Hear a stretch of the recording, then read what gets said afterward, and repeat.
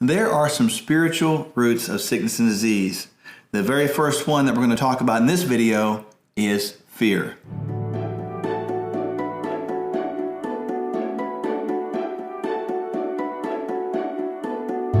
Fear has been part of our lives since the creation. What I mean by that is you can go back in Genesis in the Bible in chapter 2 at the end and chapter 3 at the beginning, and you can see where Adam and Eve, the very first two people on the earth, were tempted with an apple by Satan. Now, Satan tempted them in a way that is not talked about too much. He tempted them through fear, making them fear that God was holding out on them. Maybe there was something more that God could have given them that he was afraid to give them. So that's why he said, eat of this apple of the tree of good and evil.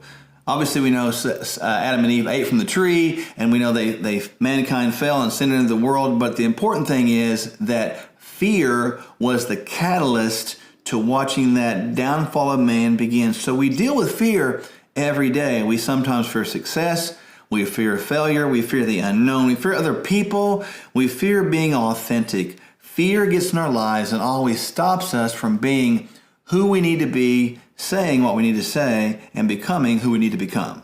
Due to the fact that it can be a normal emotion or a normal reaction when fear lives with us day in and day out because of a radical that's taken root in our lives, it can create all kinds of long-term sickness and disease that will drive you to the doctor. So oftentimes we really need to take a look at what's going on in our systems and what is causing that chronic fear, that root or that radical. Fear even affects your ability to think straight. When you're in chronic fear, the body remembers, it demands action. So actually it forces a tunnel vision type of effect in our lives.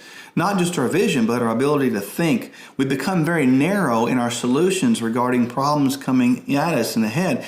And really, if we look at fear in itself, because it's so deeply rooted, if you'll pardon the pun there, in our lives, it begins to affect every part of our lives, as Dr. Michele mentioned. It is the driving force behind all these chronic diseases and illnesses. If we get rid of the fear, we end up getting free and we end up getting well. And truly, that's what God has for us.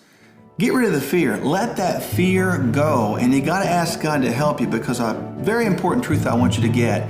In 1 John chapter 4, God talks about himself being perfect love, and perfect love driving out all fear. So it's not your job to cast that fear out. It's all our jobs, each of us, to wrap our arms around that perfect love, and then God himself will make fear go the other way.